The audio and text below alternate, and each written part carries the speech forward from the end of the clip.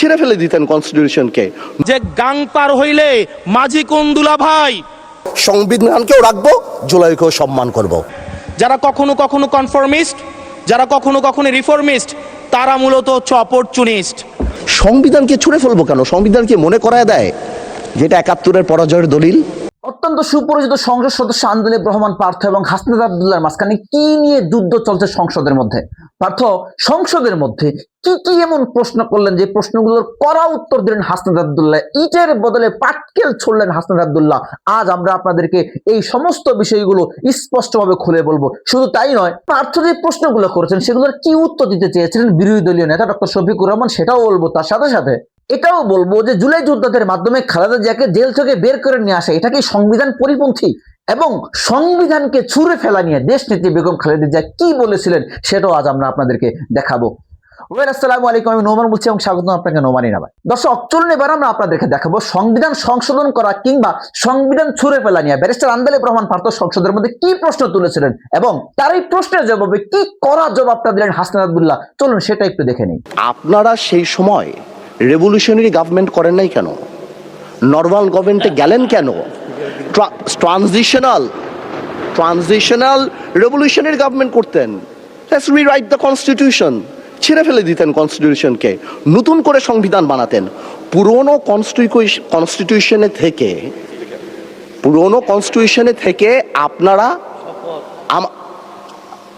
কনস্টিটিউশনে থেকে আপনারা সংবিধানকেই বাতিল করে দিতে যাচ্ছেন।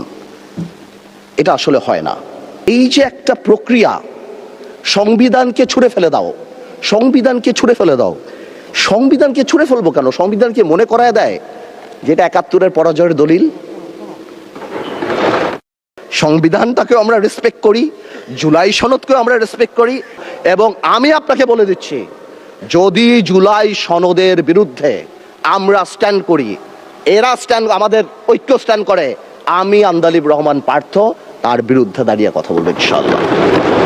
সংবিধানকেও রাখবো, জুলাইকেও সম্মান করব। আপনাদের সবাইকে ধন্যবাদ।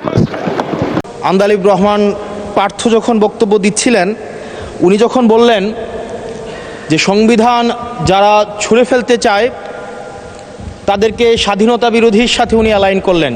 যখন বেগম জিয়াকে ৬ই আগস্ট সর্বপ্রথম ছাত্র জনতা যখন সিদ্ধান্ত নিয়েছিল আর এক মুহূর্ত বেগম জিয়াকে কারাগারে থাকতে দিবে না, বেগম জিয়াকে রাষ্ট্রপতির আদেশের মধ্য দিয়ে বেগম জিয়াকে সেদিনই হচ্ছে কারাগার থেকে যেই জুলুমের মধ্যে রাখা হয়েছিল সেটা থেকে ছাত্র জনতার রায়ের মধ্য দিয়ে সেখান থেকে বের করে আনা হয়েছিল। মাননীয় স্পিকার, যদি এই সংবিধানকে বাইবেল ধরে নেই, এই সংবিধানকে যদি গসপেল ধরে নেই, এই গসপেলের পুরোহিত অনুযায়ী যেভাবে ভ্যাটিকান সিটি চলে সেটা যদি আমরা ধরে নেই, তাহলে মাননীয় স্পিকার সেদিন বেগম জিয়া জেল থেকে বের হতে পারেন না। মাননীয় স্পিকার সেদিন বেগম জিয়া জেল থেকে বের হয়েছিল অভ্যুত্থানের জনরায়ের ভিত্তিতে। মাননীয় স্পিকার, যদি আমি এই সংবিধান মানি তাহলে এই অন্তর্বর্তীকালীন সরকারের বৈধতা প্রশ্নবিদ্ধ হয়। মাননীয় স্পিকার দেখবো আন্দালিব রহমান পার্থ জুলাই যোদ্ধাদেরকে কেন আওয়ামী লীগের সাথে মিলালেন এবং কেন যুদ্ধাপরাধীদের সাথে।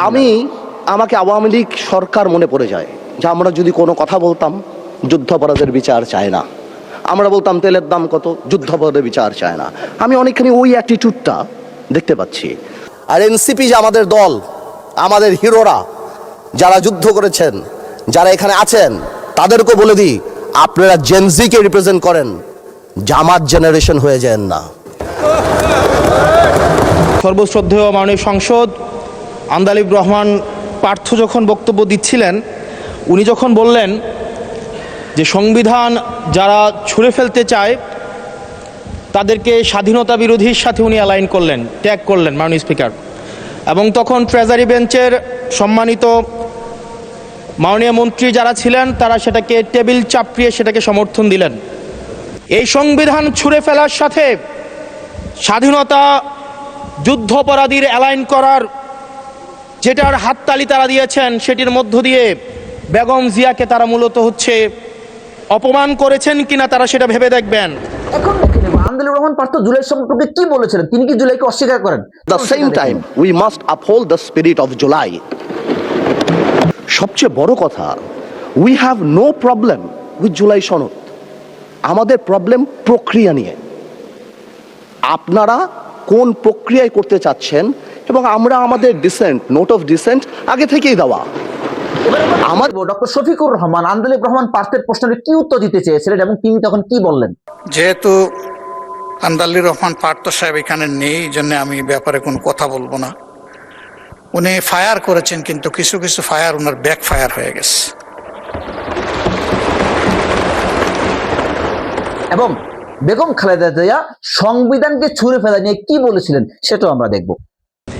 মাননীয় স্পিকার, গণতন্ত্রের জন্য যিনি আপোষহীন লড়াই করে গিয়েছেন বেগম জিয়া, উনি বলেছিলেন যেদিন জনতার সরকার প্রতিষ্ঠিত হবে, যেদিন এই পার্লামেন্ট জনতার সরকারের কাছে যাবে, এদিন এই সংবিধানকে ছুঁড়ে ফেলা হবে।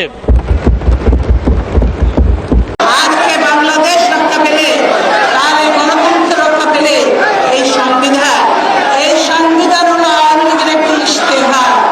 এই সংবিধানকে যেই দিন জনগণের সরকার আসবে, সেই দিন এই সংবিধানকে ছুঁড়ে ফেলে দেওয়া হবে।